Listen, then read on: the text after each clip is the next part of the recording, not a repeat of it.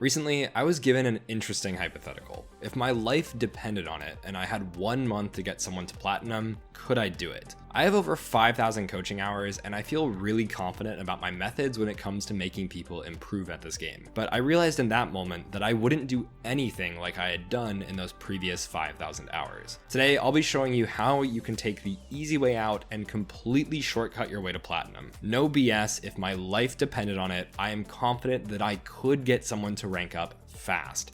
And this is exactly how I do it. So buckle up and let's get right into it. First of all, we need to address the elephant in the room. Gaining skills in anything, including League, takes time. And in this situation, time is exactly what we don't have. Rather obviously now, we need to remove the other variable. How do we make it so that League takes as little skill as possible? I needed a way of flowcharting and simplifying the game as much as humanly possible. The whole point being that if you need to actively think and come up with answers on your own, some things are just bound to go wrong. We're going to set a system of rules that someone can follow so that they can consistently be a positive force in their games. And then it's just a matter of having them grind out enough games to get to the right rank. By far, the biggest indicator of rank is how much you can influence a game's outcome. My theory here was to establish a baseline level of productivity. If we can always make sure we have a certain amount of impact without having to think at all, it's not going to fluctuate. And this baseline would need to be good enough to consistently outperform gold and below junglers, making this climb possible. And this guide does contain enough information for you to try out the strategy and see insane results depending on your current rank. We've already tested it with our members when we released this guide on our platform over a month ago. However, our members found that while they were climbing with it and often had games where they were more fed than ever before, they encountered issues with things like tilted teammates and using their unusually high farm to close out games. That's why I created this special course which addressed all of the issues our members faced so you won't have to deal with them. Using this ELO inflation course will significantly increase your win rate, even more so than this guide alone. So consider subscribing to Skill Cap today if you're planning to use this strategy for optimal results. It's also risk-free. If you don't climb at least 5 divisions while actively using skill caps, you're entitled to a full refund. Anyways, for this guide, I came up with a few rules after I spent a long time theory crafting how I can inflate someone's rank to platinum as fast as possible. I'm going to show you how my strategy would work in low elo as well as emerald, which is above the elo I would need to get someone to. I logged onto a silver smurf with the intention of stripping away all of the decision-making prowess that has carried me to challenger time after time to see if this could work. Let's put it to the test and I'll explain the guidelines while we do. 1, we'll pick a champion that has scaling impact. Under no circumstances should we be picking something like Elise that needs to snowball the game. We're going with a much more passive approach. Initially, what came to mind was Karthus, but landing Qs is kind of important and has a lot of variance. So I settled on Shyvana instead, who has a much easier skill shot to land while also scaling incredibly well with gold and levels. By picking Shyvana and going AP, we can essentially remove a huge part of actually having to think to play fights. We can just focus on getting a bunch of gold and then toss fireballs from afar with very little mechanics required. With enough items and levels, it just doesn't matter how badly you play the fight, or if you're even there for half of them. You just are going to win anyways. 2, here's where I wanted to flowchart our pathing as much as possible. Knowing when to skip camps and go to gank is hard. By limiting ourselves to just full clearing, getting a crab, and immediately basing on the first clear,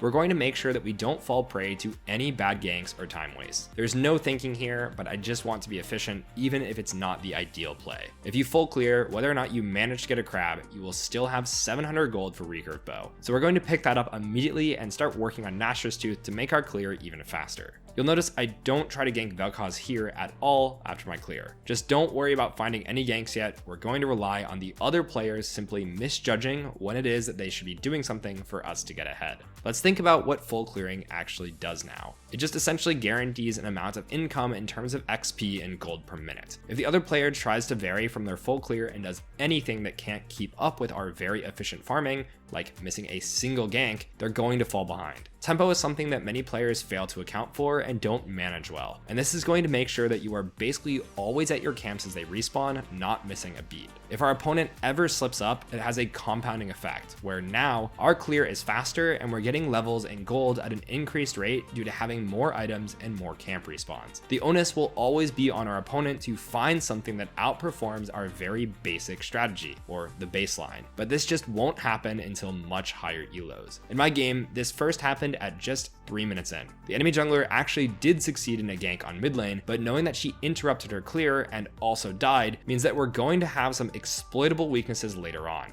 But we'll get to that. 3, I do not want to show on map or gank unless it's extremely convenient for me, or if the enemy jungler has already shown themselves. Forcing plays can obviously have a huge reward, but we're not going for huge reward. We're going for baseline consistency. Getting counter ganked or just ganking while the other person is farming is no good. This means that after the first clear, we will continue farming. Camp respawns take 2 minutes and 15 seconds, so there's going to be some time between your clears that you don't have camps to do. This is where we can look for crabs, ganks, or simply just wait for our camps to come up. At the end of each clear after your first, you can look for a convenient gank near you, but if there isn't one, recall and go to the side where you started your clear. Look for a convenient play again, and if there isn't one, just full clear again. If you have camps up, you do them. Ganks only happen if you just so happen to be done with your clear and your lanes are fighting around you already. Do not interrupt your clear to do anything because you put yourself at risk of misevaluating the game state. This way, we are never really looking for plays when our camps are up, so we can't waste time. If your gank fails, it's no big deal because it's when your camps are down. You'll simply just full clear to get your ult and try again when they are. No harm, no foul. This is super efficient and doesn't risk getting counter jungled or falling behind ever. If your play ever takes some time and you do find yourself more than half a map away from the next camp, just recall instead of walking. And this will make sure that you don't fall behind in terms of pacing and your clear stays fast. 4. Our full clear pattern has established a baseline, but in the case that the enemy jungler shows on map, counter jungle them after your clear is done. This will allow you to actually capitalize on them making bad plays and get an even bigger lead in some games. You'll notice that in this game, as I was headed towards crab when all my camps were down, Eve showed going towards topside, and this is how we can create a direct consequence of her earlier actions of ganking mid. Now that we know where she is, and since I already happen to conveniently be here, I can just walk into her bot side and take everything. We don't need to go for risky invades where we try to predict where the enemy jungler is and kill them. If you don't know where they are, you shouldn't be doing anything. Again, this is all about convenience. If it isn't really easy and makes sense from where you are on the map already, just don't force it. While I'm doing this, Eve shows again on mid, and I can just go back to farming everything since my camps are respawning. We go straight back to step 3.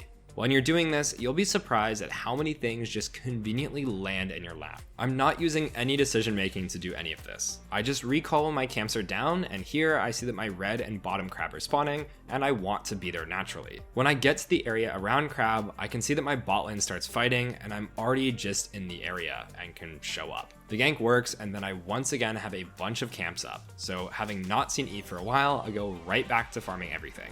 And this gets us to our last point of this strategy. 5, pick up waves that your laners leave when it's convenient for you. Your laners are constantly going to be roaming at bad times, basing at bad times, teleporting at bad times, and generally just leaving resources all over the map for you to collect. If there are freestanding lanes, they're basically like camps and you should go get them. This takes priority over your camp since waves will die to towers. Camps will not. We're trying to amass as much gold and XP as possible, and this is a great way to make sure there's none of that going to waste. Once again, before I show the end result, I want to reiterate how every play in this game is just convenient. I don't have to think super hard about what to do. For example, I see crab up here and run to get it. It's as simple as that. As I'm going for it, my top laner happens to 1-for-1 with the enemy jungler on a gank, and now I'm just nicely right in the area to do Rift Herald. I don't try to just force the fight because I have all of my camps up here. Objectives and camps are always the priority, just remember that. Then, because my laner is dead, I can pick up his wave and start the nice cycle of farming my entire jungle down again. Once again, absolutely zero thinking involved here, and I just happen to end up right at this fight that falls into my lap. I don't even pull off my camp to do it. I finish everything, show up, and get the kill. And now, because I see Eve, I feel good about invading and can safely take her blue. Then, again, conveniently right in the area for dragon, and I take it before recalling since I have no more camps up less than half a map away.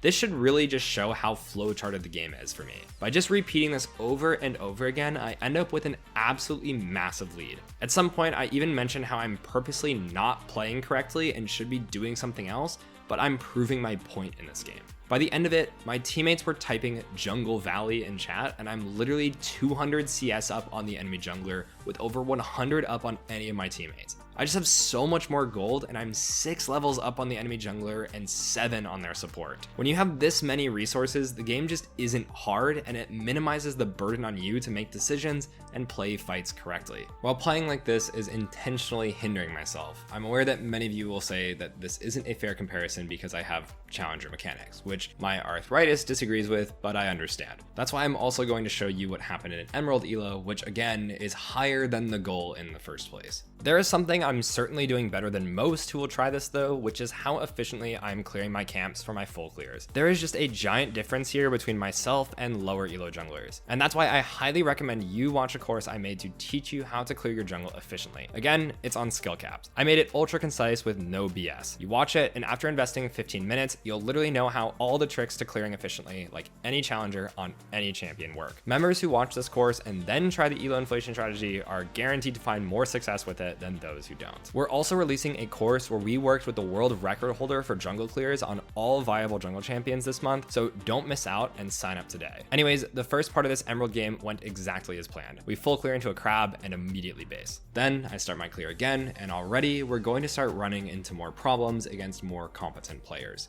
As I'm trying to get to my raptors, Briar invades me and tries to interrupt my full clear.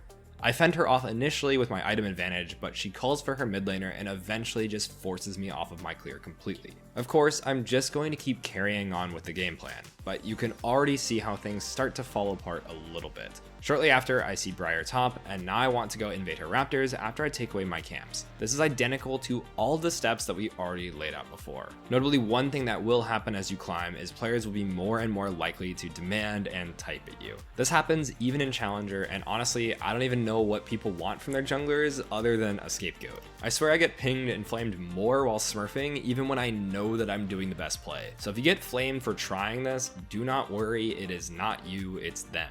They were gonna do it anyways. This really is just going to always be a thing that you have to deal with, and it's one of the main contributing factors to why junglers are inefficient in low elo. Do not stray from decisions that you know are good for you. Don't get baited to do things because people are complaining. Just do not listen to them at all and mute. It has no impact on the game. I cannot stress this enough because even I have to fight my instincts sometimes to change my plan, and I am incredibly confident in my play at this elo. Just stick with your game plan. For example, at this point, my top laner is bottom and no one else is here to get top wave. All of my camps are down, so the game plan says I just take top wave to soak resources. But as I'm doing this and the ensuing counter jungling, my team is spam pinging me and engaging fights on bot side of the map. Contrary to what you might expect, plays like this happen more the higher up you go. The game is faster paced, and it's where this strategy's weaknesses start to show a bit more. You don't have the luxury of being able to conveniently just show up to things and always be there like you do in lower elos. I end up being late to fights because I have a long list of things that I need to accomplish beforehand. But again, we established the baseline and we need to stick to it or things can go wrong. At the end of the day, because I've been playing like this, I'm still really farmed at almost 10 CS per minute. So when I do show up to any fight, I just win it because I have so many more stats than anyone else. And this is going to be a common theme, and it's kind of the whole point of the strategy.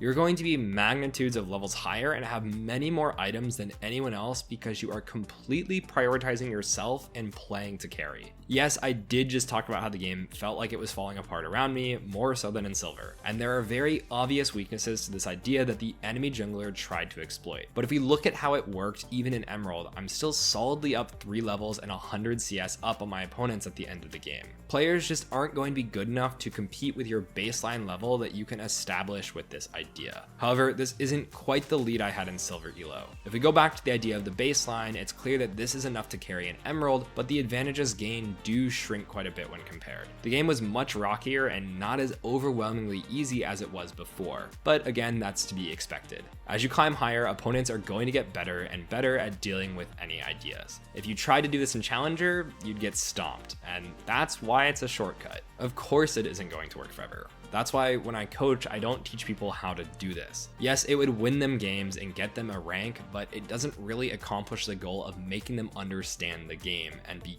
good at it. At a certain point, your opponents will be able to outperform this baseline and you'll reach a super hard plateau. There's a saying about teaching a man to fish versus just catching it for them, and I think this perfectly encapsulates that idea. If you use this strategy, you will climb. But is that really the goal? Or is it to get better at the game and climb as a result? Either way, feel free to try it. I think there's something to be said about doing something like this to try and understand how to exploit a strategy similar to it when you play against it. So even if you don't use it long term, there's definitely value there. That being said, nothing truly beats actually learning fundamentals and taking your time to understand concepts. Like I said, learning skills takes time, and sometimes it's years to see the payoff. Recently, I had a long-term student hit Challenger for the first time, and I think it goes to show that you can work towards your goals and achieve them. No one is just the best right away, and there's no real shortcut if you want to reach the very top. Thanks for watching, and don't forget to check out the 2 courses I mentioned over at SkillCap to ensure you climb like crazy with this strategy if you want to. Thanks for listening and watching this guide. We'll catch you in the next one.